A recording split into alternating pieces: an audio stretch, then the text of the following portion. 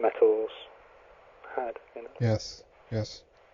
And I guess we can tie this together then a little bit about the origins of this. I mean, we can talk about some of the earliest. You were talking about different tables. I mean, we can just go back and talk about the periodic table, for instance, and how this had its roots in much of the alchemical or even the chemical beginnings of science, so to speak. And when people began to diving into this, and in many cases it was kind of a occultist, if you will, or use the word alchemist or something like that was involved in this. We have Agrippa that we can talk a little bit about. We also have Paracelsus that we can talk about. And these are two very interesting characters that I guess in a way ties together with all of this. Isn't that right?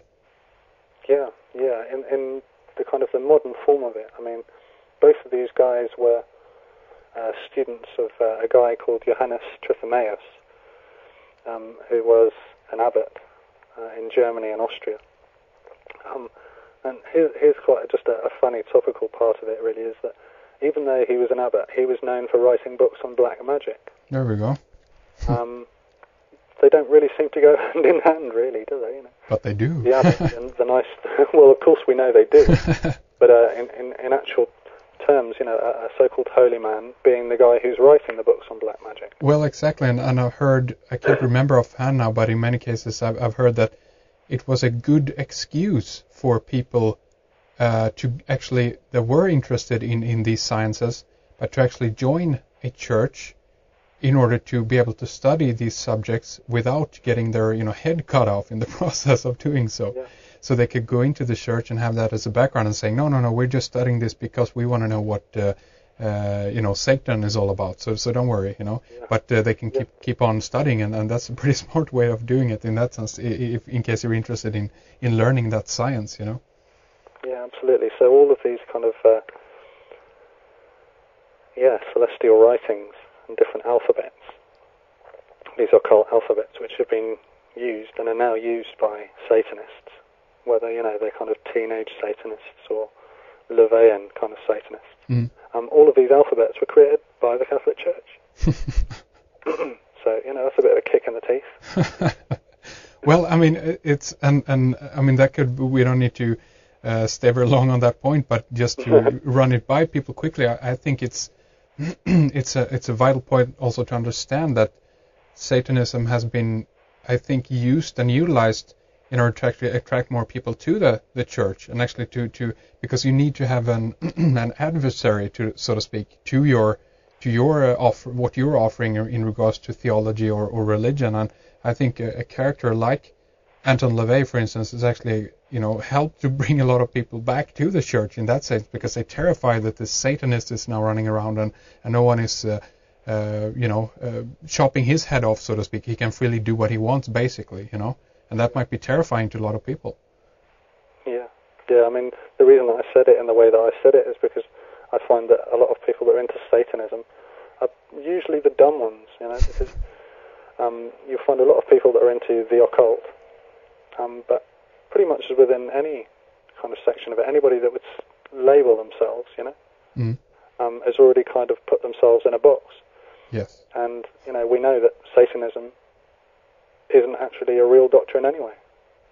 In a lot of ways, it's just a total psyop, that was done. Mm. And that the true doctrine is the Luciferian doctrine. Right. Which has been brought out by many authors, Yes. And that's the way I put that in the way that I do, because Satanism is a bit of a misnomer, really, and as you say, it creates an opposition for the church, so yeah. in the end it helps them. Of course. But yeah, I guess we can kind of move on from that, and just with this figure, it was fascinating. His three main books that he wrote were called, this was Trithomaeus again. So, yes. He wrote a book called Steganographia, which, it's a bit of a mouthful of a title. And you can find out, again, this info quite easily if you just look up the guy. And these three books were supposed to be on black magic. Mm-hmm. But in the years since, it's been found out that they're complete cover texts. So none of them are actually about black magic. Mm-hmm. They're all about they're actually treatises on ciphers and steganography, on ways of encoding secret messages. Uh-huh. So even though on the outer surface it seems like these three books are all about transmitting with demons over long distances, it's not that at all. It's a completely occult and hidden esoteric text. So I mean, that's fascinating that I think that, and we've had this anyway through the modern occultists. A lot of these guys would rather say, I'm a black magician, than admit what they're actually doing. And that is really weird, obviously, because we're told that anybody who was a black magician was a witch, just got killed straight away. But when you look into these guys, that wasn't the case at all. And they were encouraged by all of these abbots and all of these priors and all of these other guys and royals. But for some reason, it was better for them to wear the clothes of a black magician than it was to wear the clothes of kind of just a student of the esoteric. And I find that fascinating. Yeah, indeed. And I mean, Crowley, one of Crowley's kind of things that he used in one of his books was to talk about child sacrifice, when he's talking about kind of the sexual act and masturbation. But I mean, I mean that's just absolutely mind-blowing, really. I mean, fair enough, he wants to hide or put it in a veiled way, something which is quite complex. But to hide it behind child sacrifice, that's not really the best hiding place. Maybe you'd say it is on a level as well, but just that, yeah, again, it holds the point that for hundreds and hundreds of years that it was seen as easier to say I'm a black magician than to say what was really going on. And why do you think that is? Is the message that they're conveying even more dangerous than the front message, so to speak? Precisely, that's it. That is the key. Was the actual knowledge that they were into was much more heavy and much more important than simple black magic and conjuring spirits, And that is a knowledge potentially that can be utilized by people who are interested in it and learn from it and basically they can end up in a situation where they find out what the game is all about, so to speak, in a way. Yeah, definitely. Fascinating, absolutely fascinating. And this guy, Trithamaeus, what kind of subject were he, involved in behind the scenes with this I can't pronounce it, stenographia? Yeah, long word, steganography. Yeah. Yeah, there we go. Thanks. Basically, it's to do with hiding your intent. And this guy was the master. He was the master at encoding things, whether it be in a contextual linguistic form, literally changing letters around and using letters for other values, or whether it be encoding things into images or just the presentation and layout. Right. So this is what this guy was not a black magician. This was his field, and it seems like he actually educated a lot of the most powerful occultists and court astrologers and people like this in using ciphers. And from that point onwards, you have Francis Bacon picking up on the idea from this guy and actually bringing up the idea that he thinks that using ciphers would be a really good idea within the Rosicrucian and the Masonic system. Right. And we can actually find out any of this. You just look up the Bacon cipher. And this cipher that he took was one which he took from Trithamaeus. So we can see a direct line of ciphers and hiding intent or hiding messages from Trithamaeus going through Agrippa, going into modern occultism, and then through Bacon, popping up into Rosicrucianism and Freemasonry. But that's just, again, to show that this figure was the master of hiding knowledge.